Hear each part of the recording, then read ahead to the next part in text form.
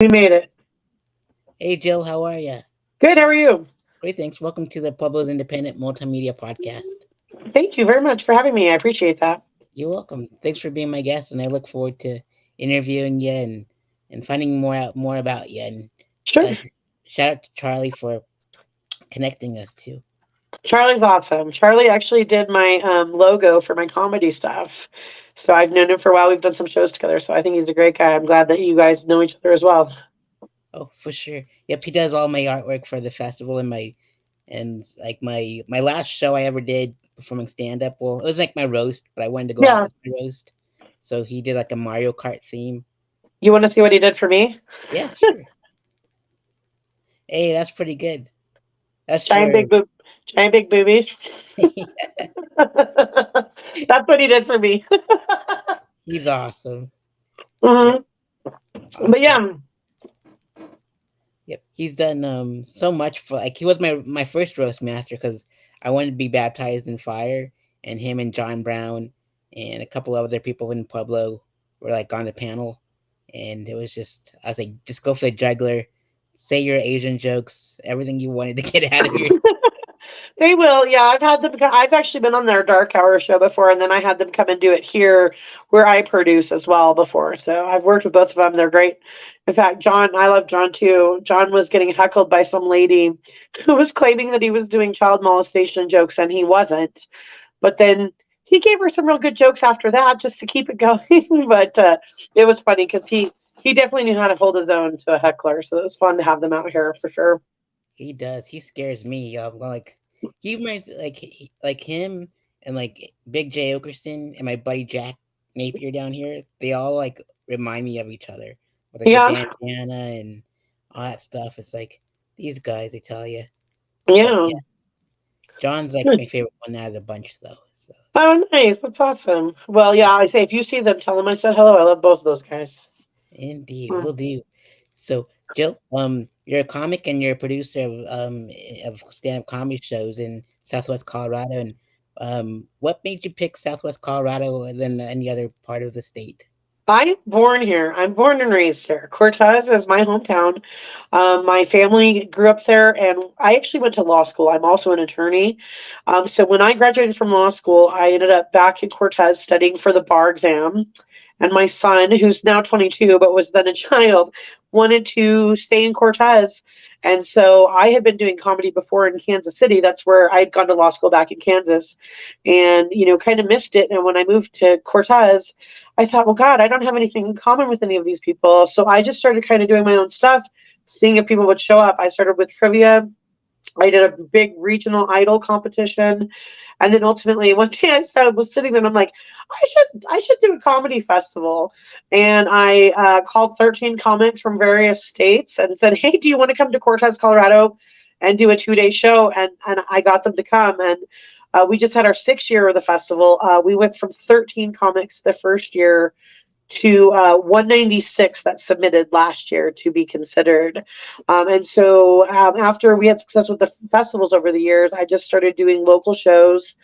And really, we kind of started our business in 2019, and then of course, obviously, COVID happened.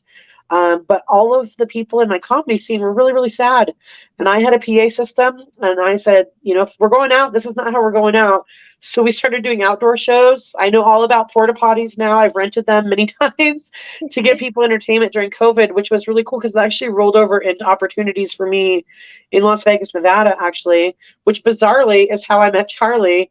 I didn't meet him in Pueblo or Colorado Springs. I met him in Las Vegas with Lindsay Glazer because her and I produced a show out there at the tail end of COVID. And so I've just been doing stuff here locally because my kid was here. He's gone in Phoenix now, but when he was in high school, he was always at my comedy shows helping me out. So that's how I started here.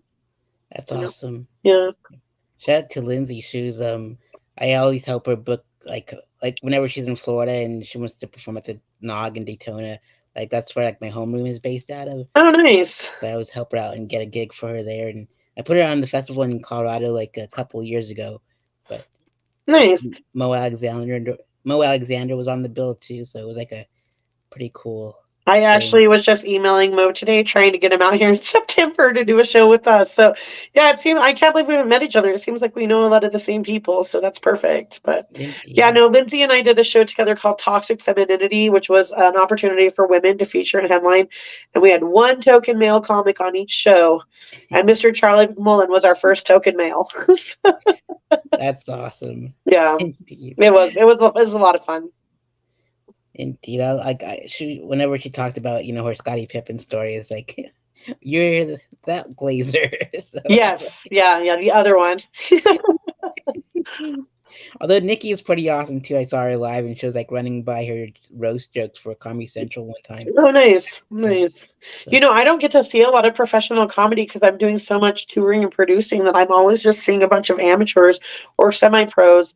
And I mean, it's pretty rare that I get an opportunity to actually go to like a big club anymore. I mean, the last one I went to was a couple weeks ago. I went to Denver Improv, but I went because one of my comedy kids from my scene, who's doing really well in Denver, was featuring, and I didn't even stay for the headliner. I just watched my friend, and then I left because I was tired. I'd been on the road for 30 days. But yeah, I like watching bigger comics. I just don't get as much of an opportunity as I'd like. that's for sure. Definitely. Uh, yeah. Indeed. When I lived in Pueblo, that was like the same thing. It's like I'm just gonna do the mics here in town. I didn't even bother going to Springs. But now I'm in Florida, I can just like everything's like 1 hour away from me. So Sure. it's like Jacksonville, Daytona, Orlando, and it's just perfect spot. Well, I say, Durango is pretty much the only thing that we have going on here. And, historically, whenever I was doing more local production, I actually at one point was running 3 mics a week, which seems insane to me now. I don't know why I was doing it, but it was a 90-minute round trip for me from where I actually lived to where the mic was. And so I was, working all day and then, 5 o'clock in the evening, grabbing dinner from the gas station or something and hauling over to do the mics there. And I backed off of it after October.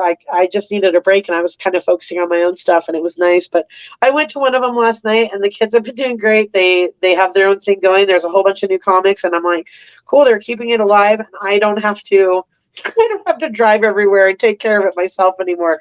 It's a lot of work, keeping a It scene is. going. So It really is. yeah. Oh man, and I don't know. I miss Colorado, but like Florida is not treated me pretty good. So not What bad for area are you in? What town do you live in? Palm Coast, which Where is is like that at? between St. Augustine and Daytona Beach. Okay. So I'll be Yeah. honest, I've been to Florida a number of times, but pretty much exclusively to Disney World. I'm a big Disney World dork. I'll admit it. I love Epcot Center. I think it's the shit. It's one of my favorites. So yeah, I like it a lot. But yeah, Awesome. I've never really been anywhere else. I actually did get hospitalized in Celebration, Florida, right outside of Disney, but that's as much like Florida touring as I've done. So I'll have to get out there sometime and check it out for sure. Oh yeah, the scene's awesome. Like it's they're just blowing up everywhere. It's insane. Like just comedy I'm pretty proud of the opportunities and scene whatnot. here.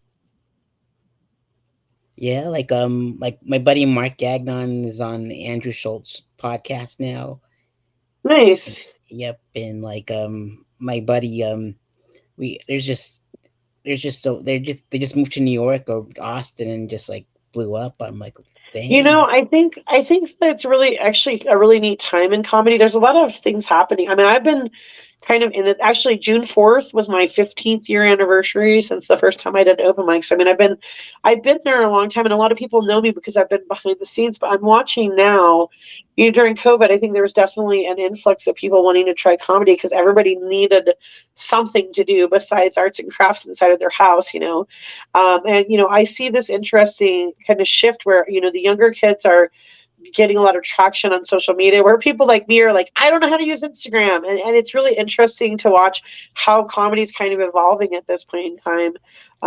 Also, I think it's interesting for the first time ever, it seems like women actually have a little more freedom to say things on stage than men do right now, which I'm not saying is necessarily fair or okay, but it's just interesting because historically I think it's been the reverse. And so I'm seeing a lot of, especially the younger ones, where I have to admit sometimes I feel old where I'm like, did she just say that?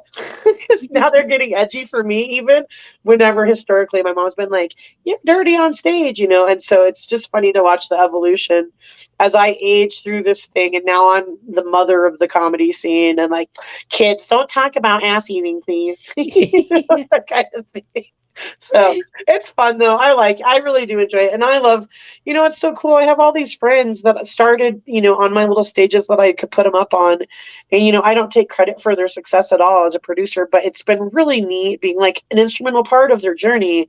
Like seeing my kid on the Denver Improv stage, and he's just some young man that started in our comedy scene, but it's cool. One of my other friends, Jacob Jonas, blew up on TikTok and is doing stuff for Vice. And Lindsay is traveling all over and just released a single and her album. And it's like, wow, what a cool thing to just be there for all of this and know all these people. It's pretty amazing. I love it. I love it. Indeed, most definitely. Yeah. It's pretty cool art, like because we can say bad things, and that's why I love Daytona scene the most. Because like everyone travels to Daytona just to say things that they can't say in Jacksonville or What Orlando. is Daytona like? More like what is it like? More liberal, conservative? Like what can they get away with there? Like 99% of things that they can't say anywhere else. Like, Okay, so like no like filters non-existent. yep, PC is like out the window. Like there's like they go if So we it's get like 90s comedy. Okay, got it. yep. They like one of their rules is like if they get offended by anything they say on stage, like there's a bridge that like the person can jump off of. Do you It's know like what's so crazy? I went to this mic, and I won't identify the city because I think people might know it, but I went to this mic that was ridiculous, where they had a 4-page list of rules of like things you couldn't say on stage. And I mean, it was ridiculous. It was like, unless you identify with this, you can't make fun of this, you can't make fun of that. The one exception is it said that white cis men were one of the most non-marginalized groups of society, so they're generally safe to make fun of. That was like the exception, but I was like, God, this is insane. And I mean, I've been doing comedy for quite some time, and my favorite part of watching this mic was watching the people struggle to figure out if what they were going to say was going to piss off these hosts. And I think their mic got canceled shortly thereafter. They were kind of trying to take the funny out of comedy, which is interesting, but like I said, I mean, I kind of appreciate a little bit of freedom. And I mean, I've had people get offended at stuff in my shows. And I'm a lawyer. I'm all about the First Amendment. I'm like, listen, unless it's hate speech or it's inciting a riot, I don't have to like it. I'm a domestic violence attorney. I hate DV jokes. They're not my thing, but I still believe people have a right to say them. So that's kind of where I'm at with the comedy. And like, I don't really care what people say. Like really, as long as they're not being offensive or targeting somebody. yep. Those are like the only two rules in Daytona. It seem like keep that hate speech at home. Like it's not Yeah. even welcome here. Like they don't like homophobes. They don't like racist people. It's just like the best comedy scene that I've ever been a part of. Nice. A lot of freedom there. I should tell some of my friends to go check it out. I have some friends up in Atlanta and some over in New Orleans area that I've been kind of trying to branch out. So, how long have you been out there? 10 years, Oh wow, and okay. yeah, it's like I networked by like taking free photos for everyone and from the Oh stage, nice. and they used it on their flyers and promo stuff. And then I like was like the only one that was having my camera that turns into a video camera too. So I would interview comics on the spot. Ah. So Well, guy, you got to meet some of my friends. You got to meet Lex Las Vegas in Las Vegas and Cardo Matt out of Albuquerque because they both do those in their scenes. You guys should network, with for that because I mean they know comics too, where they're passing people around and then they make referrals. It's a good way to network for sure. indeed, if no one like Awesome. when the world shut down, and you had your show outside. Like we like Florida just shut down for 4 months and everything was back to normal again. It Yep. was wild. And then so I'm like, I was stuck for 4 months interviewing comics from coast to coast, and since like my buddies moved to like a certain city or state, Yep. like I said, just nominate 5 people you want me to interview, and then their people they interviewed the next 5, and just like spiraled out of control. So Nice. it was a good way to network like on Streamyard, you know. Well, I actually met quite a few people through social media that I mean, like Lex Las Vegas that I just mentioned to you. I didn't know the guy, but whenever Lindsay and I were doing that show in Vegas, I was trying to figure out how to market there, and I knew he had done a lot of internet promotion, so I just reached out like, "Hey, help me!" And it was fun. He met me in front of the Bellagio fountains with flyers for my comedy show. We went out there like they do in Vegas, where they're trying to do the porn cards, but it was comedy flyers. And we got a few people to come, and it was cool. But I met him through social media, and I didn't really get into the Zoom shows. We tried one. We tried one, and I was like, not really my thing. Yeah. But no, I mean, social media was good for that aspect to bring a lot of people all across the country together for comedy purposes, which I don't think we really had before. Now, me, I've always been obsessive following the other scenes like a soap opera because it helps me produce. I know who I can bring, who I can't bring, like together on shows. So when I'm booking a festival where I'm bringing in, 40 comics, I usually try to avoid bringing people that hate each other's guts from, Phoenix or wherever. So I had always kind of watched the scenes, but not at the level of connection that we have now at all. So it's been, I mean, sometimes I think people bag on social media, but there are some beneficial aspects of it for sure, you know? Indeed. Speaking of festivals, like Four Corners Comedy Festivals, and uh, like what spawned that idea? I can talk freely on this podcast. Yeah. Oh, I was stoned. I was just sitting on my couch high and I was just like, I should do a comedy festival because I'm that kind of person. I have ADHD like crazy and I'm just like, guess what we're going to do today? But so, I didn't really know what it was going to be, but I'm one of those people like, try and tell me I can't do it. That's like I live off spite fuel. It's my favorite. And so, when I said, I think I'm going to do a comedy, but first I started with trivia. I think I'm going to try trivia. People are like, oh, it won't ever work. They still have my trivia night that I started going. It's been through like 4 hosts now and passed it on, and then I, did all these other things. So when I did the festival, people were like, it's not going to work. And I'm like, yeah, maybe not. Well, you know what? Everybody that came loved it. We had comics from Albuquerque, Denver, and Durango and Phoenix. And I mean, I'm still in contact with a number of those people.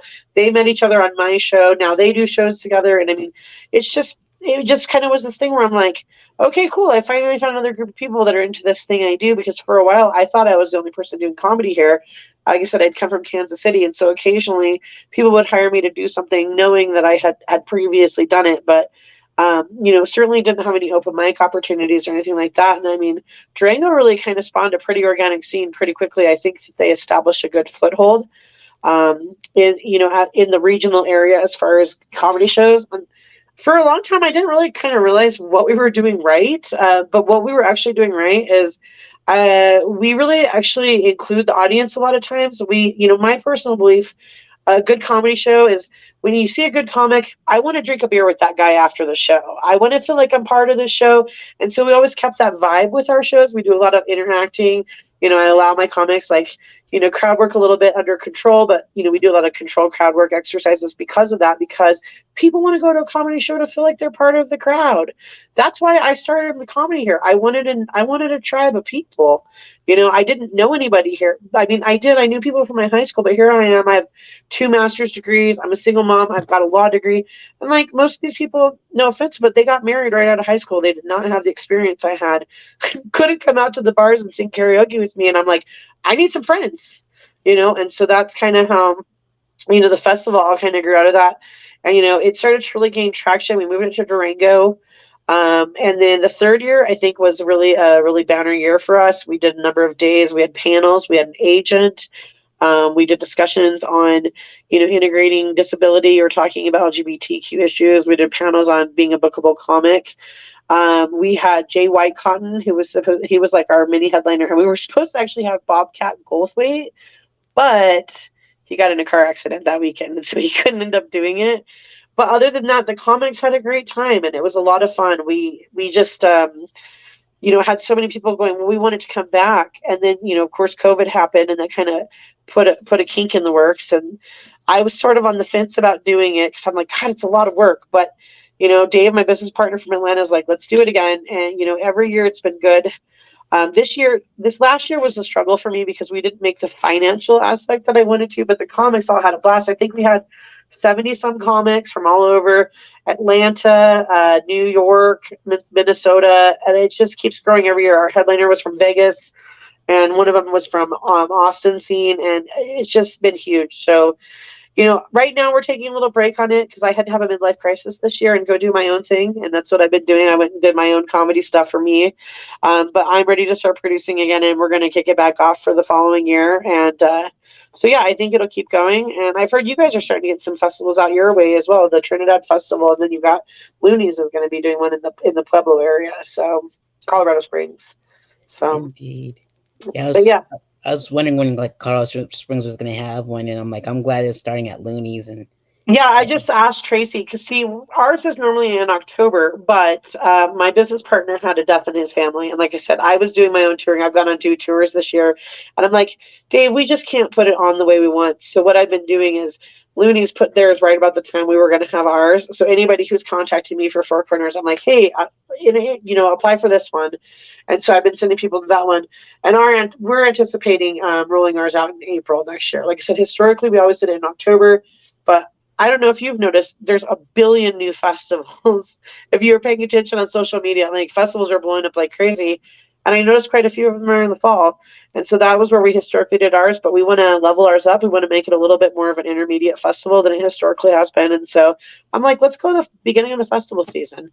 Big Pine used to be down in Flagstaff and they moved over to LA. So there's a void for a mid-tier comedy festival now. And we've got an established name. We got a logo. We got all the stuff. So, I think that's what our plan is to kick it back up in April of 2024. And I think it'll be a really good event. So I'm stoked about it. And I love bringing in people. Mo was actually supposed to headline ours in 2020, but of course we had to cancel. So I'd love to get him back out here to headline. Wink, He, wink, Mo, when I send you this. he's a natural. I love him. Like he was like he needed a tour date, and he goes, "Can I do the Nog?" Because he was supposed to do that a couple years ago, and like the Nog is so iconic. Like Doug Stanhope did like a secret set there once, and I was like, they're taking photos, and like that's when Junior and Andrus was with them, and it was just like, man, it was like super dope. But yeah, I put mine in Colorado. Mine's yours is mid tier. Mine's low tier. Like mine's like Yeah. Well, so uh, that's how ours started. It's funny because I didn't initially create it that way, but what I found was my personal production group is called Comic Uprising. And I'm not trying, everybody has their own journey in comedy, but especially as a female, I had the situation where I had good comedy chops. I sometimes had more talent than people who are getting better opportunities than me. Either nepotism, whatever. And then I saw other kids and I call them kids just because they're younger than me. They're not children, but coming up to me and going, "Well, how come I'm not getting booked? Like I'm doing a good job." And no disrespect to anybody else that's producing, but my personal belief is if we're at the amateur level, then why are we gatekeeping? It's ridiculous to gatekeep. Give these kids an opportunity. And so I saw that happening. I mean, there's one kid in particular, PJ Johnson. That kid, the first time I saw him on stage, and he was like 2 months into comedy, I was like, oh my God. He's got something. When you see it, you see it.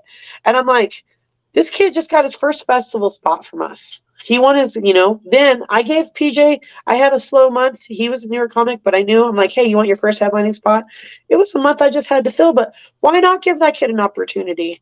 He can come get something like that from me in a scene where anybody that's in my audience, all they want to do is laugh. They don't care who you are, what your name is. They just want to see a funny comic. And so, I'm really proud of the fact that I've given a lot of people their first festival opportunity, their first headlining experience, their first paid show. I think that's what we're here for. I mean, if I make a ton of money doing this, great, but I haven't so far and I'm still doing it. So, I still have love for it.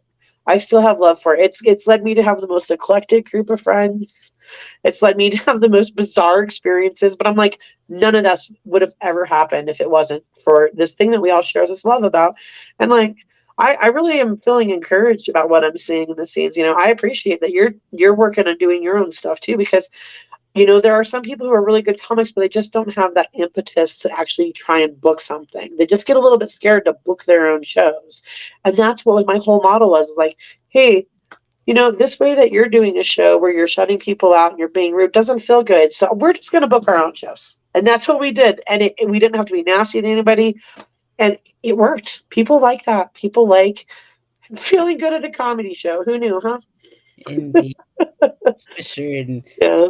Comic Uprising, like, how'd you come up with the name and the origins and So initially, I'll tell you, I told you about the 2019 festival. There was a person who was involved, and I have space and compassion for that person because at the time I think they were struggling with some substance abuse, but they were really in the mindset that this event was about them and not about anybody else. And a lot of people left there feeling pretty demoralized, self primarily.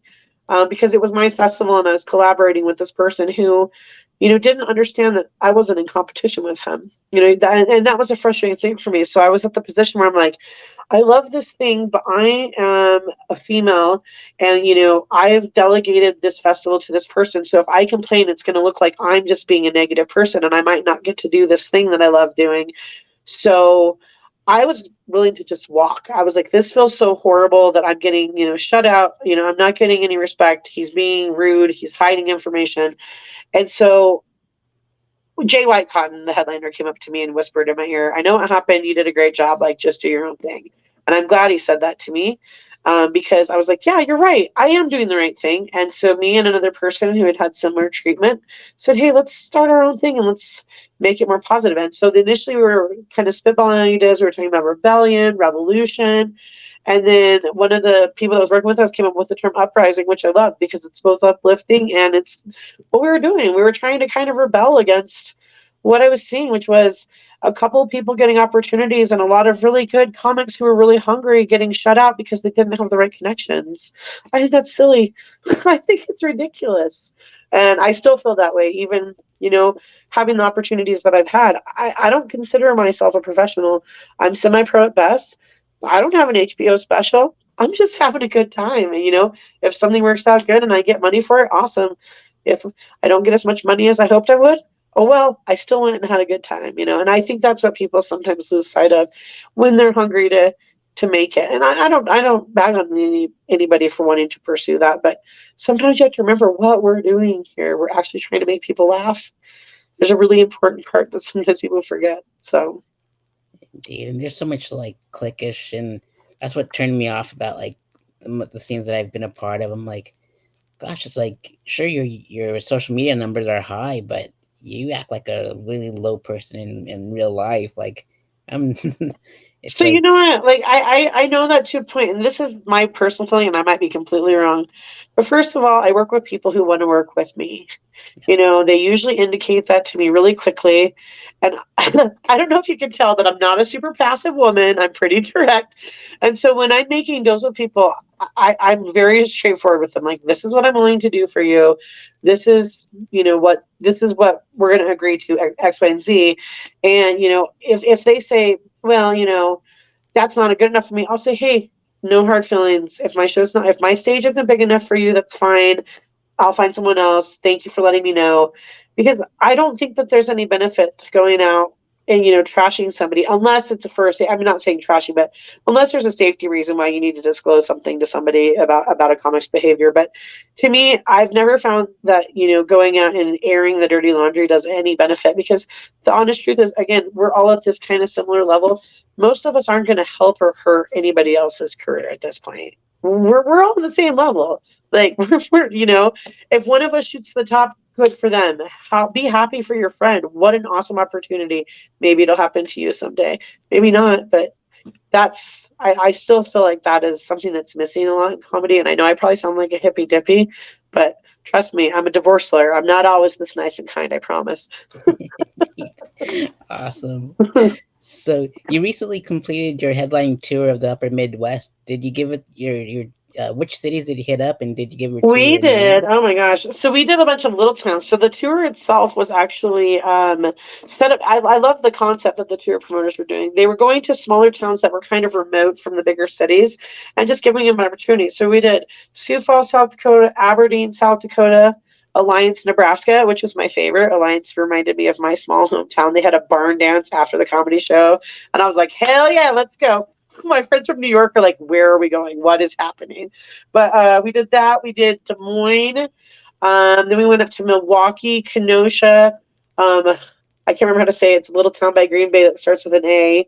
And it had a real weird name. And then we did, my favorite was Big Lake, Minnesota. That one was super, super fun. It was a big, huge brewery called the Lupulin Brewery. And they had cool art on the walls and they just built it. And I would love to go back to that room. It was a lot of fun. But I toured with Robbie Aces, who's a comic out of Vegas, originally through New York. And he's great. Robbie's one of like my besties in Vegas. He was a lot of fun to tour with. And we took turns headlining, featuring. It was just two comics. on each show, about a 75-minute show, and it was great. It was a really good opportunity. It was nice to meet people all over the country, and really, honestly, people around here know me, but it was nice to get validation that, hey, I am a good comic from people who have never heard me or seen me. And so it was a lot of fun, and I'll tell you, I kind of enjoy living out of a suitcase. I've done it twice this year. I've just used the same clothes, and I feel like, what am I doing? I have 2 storage units filled with crap from my old house that I just stuck away, and I'm like, I don't need any of this stuff. And I know it's not a lifetime thing for me, but I'm really going to do it for another year or two. I'm enjoying touring and meeting new people and going to crazy places and taking funny pictures of weird bathrooms in different locations, and it's fun. I'm having a good time. For So. sure. Did your tour have a name? Uh, I don't remember if it did or not. Honestly, I don't remember if it did or not. No. For sure. My friend called it Boobs Across America, but that was just our term between us. But yeah, no, I don't know what it's called. So, Indeed. Yep, I've been on tour twice too. The first one was called Dirty Son of a Peach tour. did you go through Georgia? Yep. Yep. So I and like Dirty South, Dirty's and Sun was like the Sunshine State, and Peach Nice. was the Georgia Peach. See, I did comedy in Georgia once because my business partner from the festival, Dave, during COVID, him and his wife were both servers. And as you know, the service industry kind of went kaput. So they ended up moving back to Atlanta. So he's still there in Atlanta. He does shows there now, but we did one of our Comic Uprising shows up there. So I have performed in Atlanta once for free on my friend's show, but that's it. And like I said, that's the furthest south or east that I've been. Other than that, I've Kansas City and Tulsa and Minnesota. That's kind of where I cut off. Anything that's further east of that, I haven't really done. So, For sure. yeah. Indeed. My second tour was called the Mike Nights tour because I did nothing but open mics for like because I couldn't make it to Santa Monica because COVID hit and you had to be vaccinated to get into the Playhouse to Yeah. perform. And so I just took my money and just went on an open mic tour instead and interviewed my buddies in between each set. So there was like 4 interviews, and so it turned into a special too, and Nice. and it turned into a 9-hour special. So That's it's like, awesome. 9 hour special. yeah, Look at though, you have a documentation of like a cool time in your life. See, that's what I like about it, where it's like, yeah, things weren't great, but I did a hell of a lot of cool stuff during COVID. COVID was excellent for my comedy career. It's yep. bizarre. Everybody else's COVID ruined my life, and I'm like, well, part of it did, but this part got a lot better. So, Oh yeah, and thank God Zoom shows didn't stick. God, those were awful. they They were. were so awful. I did too. I was like, that's it. That's none. Well, we did one, and so it's funny.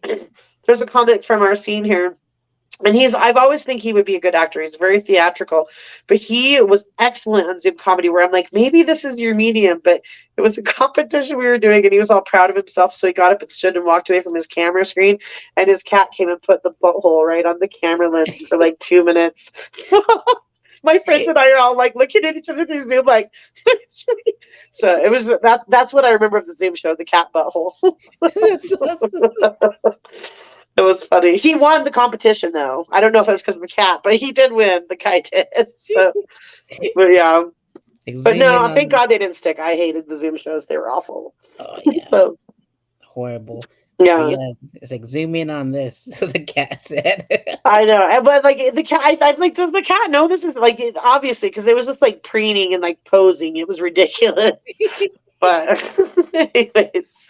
But yeah, no, like I said, I think it's been nice. Comedy. It's funny. We did a lot of outdoor shows here, and the area where I live, people got a little crazy with the politics during COVID. I live in a more conservative. The town that I live in is a more conservative county, whereas Durango, 45 minutes away, is far more liberal. So there was like a fight over a frozen yogurt shop where the frozen yogurt owner was had put a picture of Lauren Boebert in his window, and somebody broke the window, and there was a lot of that kind of stuff going on. And so when I would bring comics in, we kind of would always be like, hey, like, back off the Trump, like, don't say anything. But some of my comics were really good about actually being able to get people to laugh. And so we did an outdoor show at some people's house. And when we got to the house, they had decorated their entire yard with like red, white, and blue bunting and Trump flags. And I'm like, oh, like I didn't know this was going to happen. So one of my comments just goes, man, I thought I was going to have a hard time finding this place. You guys should have just told me it was the fourth Trump flag on the right. And you know, it was so funny. They loved it. The audience loved it. They came up to us afterwards. They were like, "We thought you guys were going to make fun of us," and I said, "That's not what we're here for, man. We're here to make everybody laugh. We don't have to all agree, but we're not going to sit here and dump on you guys because your yard looks like a freaking patriotic nightmare. Whatever." But yeah, then they tried to have sex with some of my comics, the people who own the house. My comics were like, "We have to get out of here now," but Patriots. So Wow. Golly. Wild times. There's a never lot would of. have had that experience were it not for COVID, would I? I thought Florida was kinky. They have some interesting things here. I was like, good lord. The ethically non-monogamous. So I joke about this because, okay, so I live in a small community. I'm one of three divorce lawyers. I'm the only female one, and I'm single. And so I've had ethically non-monogamous couples try to hook up with me, and I'm like, you guys, if you guys break up, I can't help either one of you in your divorce case. Like, it'll be over. It'll be over. But we have it a little bit here, but I'll be honest with you. I don't think as many people are into that as they say they are. I think everyone's bored and unhappy and trying to find something to make themselves feel better. And as a divorce lawyer, I can say that in probably 80% of the cases, it's probably not polygamy, but whatever, to each their own. So good for my business, I guess. For sure. Yeah. Indeed. Awesome. So with your tour buddy and being from Las Vegas, you're going to be in Las Vegas soon too. You're going to be judging the U.S. World Karaoke I Championships in am. Oh Vegas. my God, I'm so excited. Yeah. So do you know who Derek Sheen is? Do you know the comic Derek Sheen? I don't think so. So No. you know who Brian Posehn is? Yep. Yep. So Brian's old opener, Derek, was actually going to be co-headliners with Mo during my 2020 festival and got canceled. But I had seen Derek at Comedy Works years ago, and I really liked him. So I followed him on social media. And a few years back, I think it was before COVID, he had posted that he was selected to judge the U.S. World Karaoke Championships. And I was like, oh my God, that's my gig, because I have a bachelor's and master's in vocal performance. I used to be a choir teacher. I ran a huge regional idol competition, and I've judged a lot of talent. And I'm like, I want that gig. So every year that they would post that they were opening it back up, I would comment back in, like, I should be a judge. You should hire me. And I did it for 4 years. And this year they hired me. And so I get to go out there. They're going to pay me to go out and judge thousands of karaoke singers from all over the country, August 20th through the 23rd. And they'll be excited that this got mentioned because they're trying to actually rebuild it. Of course, COVID kind of took it down as well. So if you're into karaoke and you run a karaoke room in any state, reach out to the U.S. World Karaoke Championships. They're looking to reestablish this business, which in a bizarre way worked out for me because now they'll take a no-name comic to be one of their judges. Yay! So I get to go do that. Plus, I have a lot of good friends out in Vegas, and I do shows. I just was out there last week, and I did a couple shows while I was out there. So I always get an opportunity to go and get on somebody's stage when I'm there, and it's fun. They're all my friends. It's nice to see all of them. So I didn't know it before COVID. Now I'm buddies with all of them. Kind of that thing that COVID did bizarrely for comedy, which is weird, but it worked for us. Who knew? Indeed. Like I remember Charlie when he hosted the karaoke in Pueblo, and then my buddy Scratch Cummings, he's from Vegas, Uh-huh. and so he hosts the one in Daytona. And like whenever someone sings "Picture" by Sheryl Crow and Kid Rock, he gets so angry. I hate It's that song. I hate that one. Meatloaf, Paradise by the Dashboard Lights. Pretty much anything by Adele, unless they can actually sing. Yeah. I don't like that Colt 45 song either because it's usually like drunk frat boys trying to sing it and they're all like stupid. Yeah. But my buddy Alex has like an obsession with Linda Ronstadt, so he's always picking somewhere out there. Didn't she do Don't Cry Out Loud? No, that was Melissa Manchester. I've heard somebody, there was this lady, I used to live in Vegas, and there was a lady who would always come to karaoke and dramatically sing Melissa Manchester's It's Don't Cry Out Loud, that one. And she would like belt it super, super loud, and it was a little off-putting where people are like, oh my God, this lady's like gonna break glass in here. She's like really loud voice. But she really loved that song. I watched her for 2 years, and every time that's the only song she ever sang. So I guess when you have a song you like a song, I guess. Indeed. Do you do karaoke? Oh no, heavens no! Never. I mean, I wrote this parody of Puddle of Mud. She hates me. And Yeah. I sing it a cappella, in Daytona Beach at the open mic, and for some strange reason, well, like they memorized my lyrics because they kept on requesting the song, and so they would sing for me and fill in the vocals, and they would like hold up their lighters. It's just like the national anthem of the Daytona comedy scene. So you want to know? I'll tell you a funny karaoke. So I told you I did that idol competition, and we had a judges competition where we were allowed to pick. So it was we would eliminate people each week, but we did a judges competition, and the winner of that got to pick one person that they automatically put through the finals. So earlier in this competition, years earlier, I had competed and I sang all that jazz from Chicago, and I got eliminated. But I was wearing a sequin beret, and I looked like an idiot. And right as I was singing, like wide mouth, like the paper took a picture of me and I look like Sam Kinison. It looks exactly like Sam Kinison. They put on the front picture of the paper. Then when I ran for city council, they used the same damn picture. And then, so years later, I had to get my revenge. So I came back and I sang Chicago and I killed it. I crushed it. I got my girl through to the finals and she won. So it was a redemption story, but it's a pretty bad picture. It is. I'll have to send it to you so you can see it. Maybe you can clip it in later. Yeah, I look exactly like Sam Kinison. And I'm like, yeah, it's perfect. So, Awesome. yay. My friend made a big blow up of it, like a poster size of it. I'm like, thanks, friends. Good stuff. So you know between comedy gigs, you moonlight as a lawyer. So what are like we won't talk about the cases or anything, but what was like the wildest thing you've seen in the court? Oh my gosh! In the courtroom, I somebody threw a cup at me, trying to hurt me. It was an opposing party. I actually do a lot of domestic violence law, and actually that's part of the reason that I kind of parked it for a couple months. I was touring. I'm actually writing a book about domestic abuse. I've worked very heavily with domestic violence victims, and for the first time ever in my career, I have more male clients than female clients, which I'm really glad that men are finally starting to come out and seek help. But the sad thing is, they have very little resources available to them because our society has made men feel like they have to put up with that sort of thing, which they don't.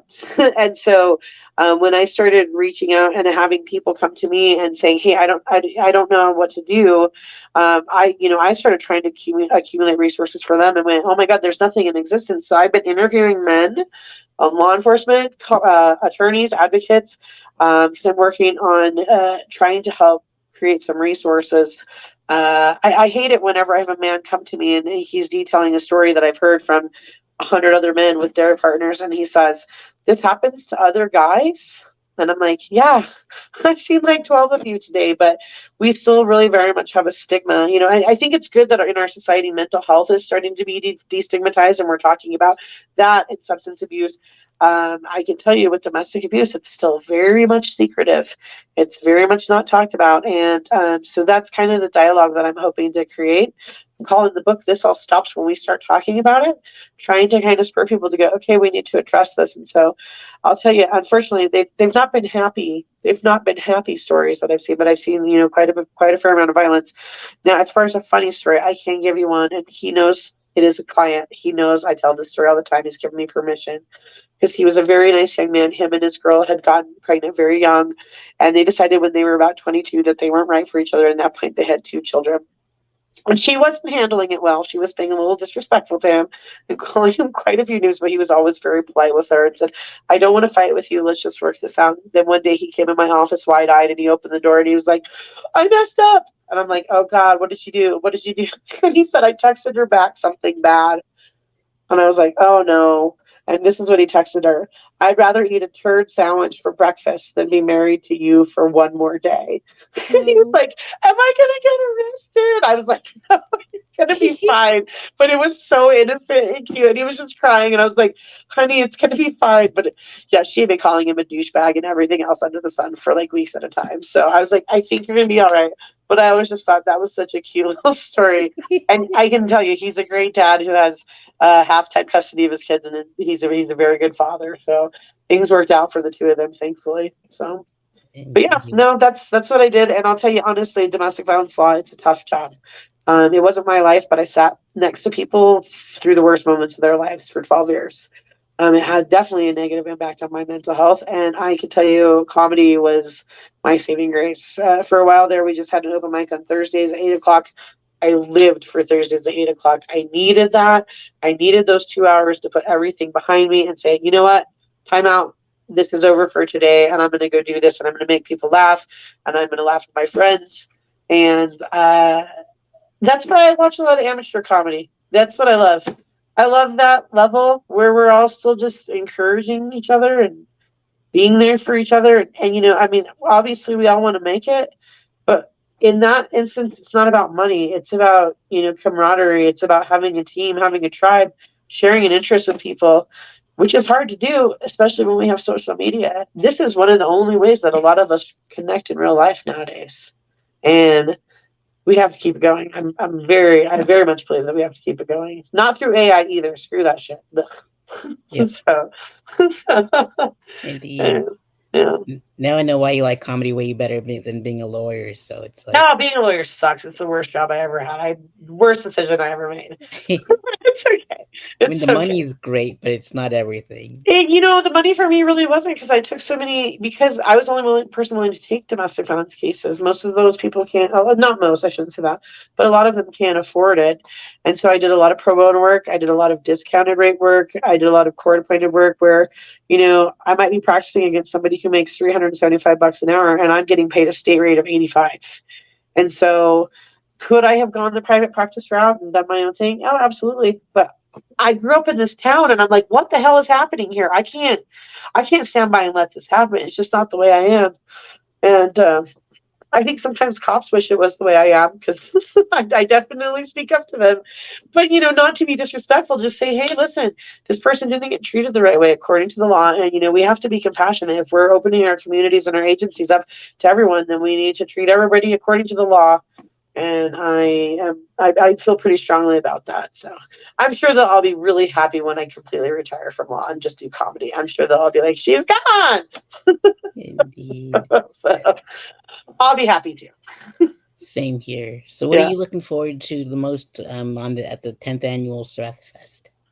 I'm really curious about the bomb shelter. I didn't know it was at a bomb shelter, and I was like, okay, cool. Yeah, I want to go check it out. I'm pretty excited. The only thing I couldn't even think of was that movie Adam and Eve. Do you remember that with Brendan Fraser and Alicia Silverstone, Oh where they yeah, go underground? And I was like, that's what I was picturing, like the outdoor picnic area. I know it's not going to probably look like that, but I'd be pleasantly surprised if it did. indeed.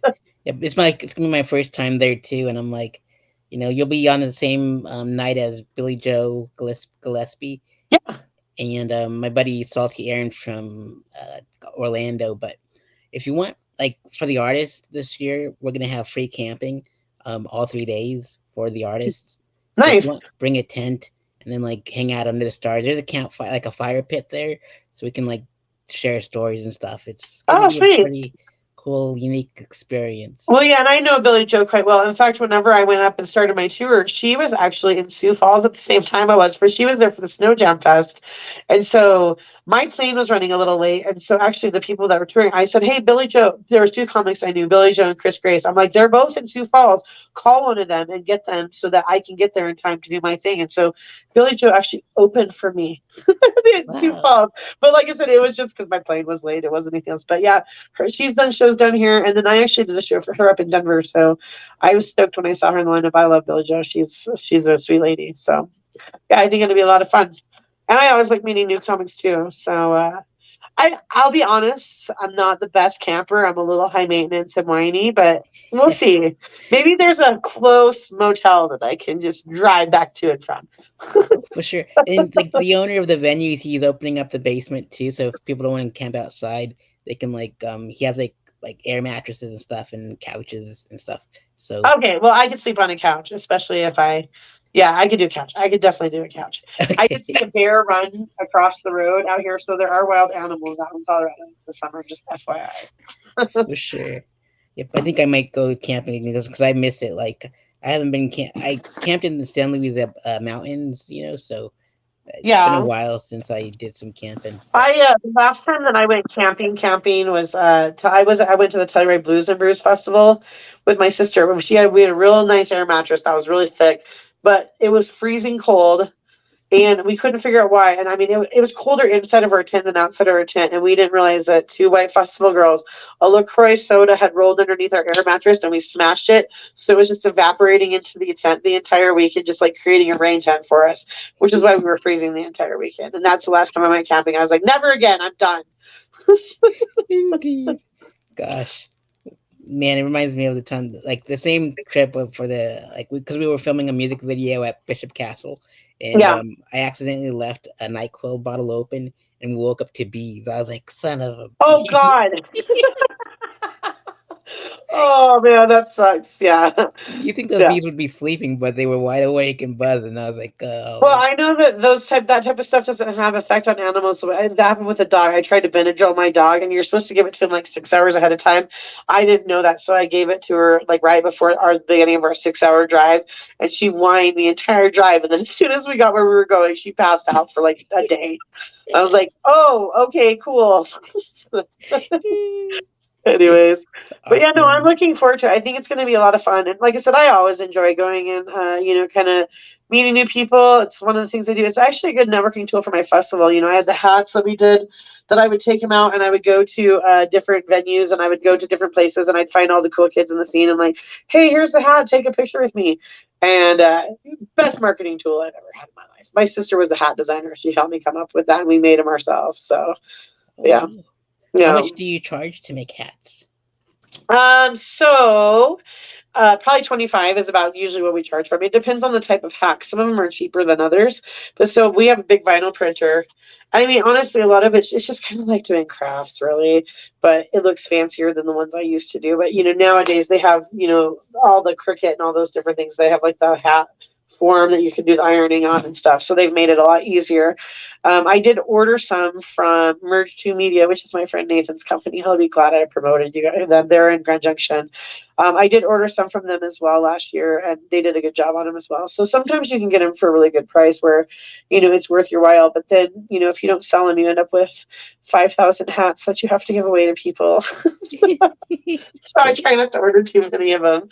I still have quite a few hats in my storage units. Wow. Anyways, So I'll just that's why we stick have to have the festival again. I have to get rid of the rest of these festival hats. So one save more them year. for next year and sling them then like in like a discount price or something. Yeah, I will probably because I've probably thrown boxes on top of them too and probably ruined them all. So whatever. But I'll just anyways, stick to shirts and tote bags then and just call it a yeah, there day. you go. I always did hats and stickers. That was my jam, hats and stickers. So Awesome. Sweet. Well, Jill, I can't wait to perform. Well, I'll be just hosting. I stepped away from stand up in February because I just stepped away on my 10-year anniversary. I was like, I did everything I ever wanted and needed. I'm just going to put everyone else on and I'm good. well, but hosting is still a pretty strong skill. I tell people that. I was actually just talking to somebody about that, my friend, because my friend's been hosting. He kind of came into comedy backwards because he had a different performance career first. And so he had kind of had to learn the jokes. But now he's getting to a point where he's kind of plateaued. And I'm like, okay, step away from hosting for a minute and get back to doing their thing. But I think it's good to mix it up. So you've done everything you've wanted to do so far. You don't know what else you could suddenly dream up in the future, right? Something else you want to do Indeed. with it. So you could always come back to it. Yep, I'm doing storytelling now, so that's my jam. So Nice. I have stories Nice. for days. So yeah, I'm a storyteller type joke teller, but I condense them because otherwise they're real wordy. I've tried to write a book. It's just like an encyclopedia. Too much. indeed. Speaking of, I'm writing mine right now. It's a memoir. It's like 3 books and like over a Sorry, hundred hold on. chapters. Sorry. What did you say? Oh, I'm What currently did you writing my say? book right now. I'm currently writing my own book right now. It's like 3 books over 100 chapters, like almost over 400 pages. It, Yeah, you sound like me. That's just writing novels that are this thick. yep, pretty much. Indeed. That's why But I honestly I don't write my comedy out. I've tried it before. If I have a funny little idea, I'll turn it into 3 minutes worth of junk. I just do talking. That's how I do my editing and writing. I have to just say it to myself. So I'm constantly talking to myself. People probably think I'm nuts, but I don't care. I am probably a little nuts, but that's all right. I feel you on that one. I'm a more of a I write on stage than write on a book. I'm just like I whatever. do too. I do too a lot. Some of the most like clever little one-liners and things have just been things that have been so organic, just in the moment. And I mean, I know, those people that have to, or that decide to memorize every word and they have it down to a science and they have gaffer's tape on the floor marking off their spaces. More power to them. I never fit in that box. Even whenever I did plays, I always changed the lines to things I wanted it to be. So Absolutely, for sure. And so, I guess this part, I guess I'll mix in a little bit of the stand up speakeasy too. So at the end of the stand up speakeasy, I have you nominate 5 comics you want me to interview, and if you want, pick them out of Durango and Cortez and your area of the state. Who you I'll do like? it. What about Las Vegas? Because I know exactly who you need to talk to. Absolutely, let's go to Vegas too. Yeah. So do I do that now? Yep. Name your Okay. So I'd say Lex Las Vegas from Las Vegas. And then let's see, Jason Balmforth from Durango, Colorado. Who else? Brian Nystrom from Durango, Colorado. Cardo Mad. His name is Richard Maddox. He's from Albuquerque. Let's do. Who do I want? Um, how about Shelby Campbell from Durango, Colorado? cool. That'd be awesome. It gives me more options to bring more Durango comics to the fest and stuff. And I'm having Tracy be my eyes and ears for Colorado Springs and So it's so funny. Her and I have been friends on Facebook. I've never met her in person. We've always been like here. So I was in Vegas, and then she was in Vegas, and then I was in Colorado Springs, and then she was in Colorado Springs. I've never met the lady in my life. So this will be the first time we actually get to actually officially meet each other. Like I know Callan. Callan was actually at my festival years ago. I know a lot of the other people on the show, but Tracy and I've just never had the pleasure of meeting each other. So it'll be nice to meet another female who's doing a lot in Colorado comedy. I like it. We oh, need more of us, girls. indeed, shout out to Tracy. She was awesome. Yeah, like my mistake was like booking a comedy date like in the middle of the afternoon, like late evening, and like nobody was there except for the comics, so we just laughed at each other's jokes. I'm like, well, I'm just gonna make all the comics headliners now, right after the music, and more people will come out and stay, and it'll Sure. be better. So Well, and I say that's the homie hang. Well, I'll just send all the comics out to the audience and we'll make them stay there. I'm a very commanding person. They listen to me when I'm like, you can't go yet. Sorry. Go sit back down. oh, it's gonna be so much fun at the bomb shelter. It's my first time in a bomb shelter, so it's gonna be Me rad. too. I think it's gonna be cool. I hope it is. Like what if it's just really disappointing? What if it just like looks like a dark hole and there's nothing and they're like, oh, this is the bomb shelter, huh? I don't think it is. I think it's gonna be cool, but Oh it yeah. could be Well, disappointing. If it is, then I guess we'll have something to talk about, right? it's there's like no stage, but there's like lighting that's in like a TV in the background to like show your logo and everything. So it's a pretty dope spot. Oh, for sure. But other than that, any final words you'd like to give out to the audience at home? Oh, Jill said there's no more audio and her phone must have died on us. We've been using her audio from the phone to do that. So no worries. Well, Jill, thanks for being my guest on the Stand Up Speakeasy slash Pueblo's Independent Multimedia podcast. And we'll see you at the fest. Thank you so much to Cody for having us, the CR23 Bomb Shelter, uh, Quan's Kitchen for feeding me, K Nails and Spa for doing my nails when I'm in town because my toes are nasty looking. And yeah, and then definitely Liquid Death. Hydrated by Liquid Death. It's gonna be right. There's gonna be some free swag there too. So we'll see you at the next fest. Be well, everyone. Take care of each other, and we'll see you there. Awesome.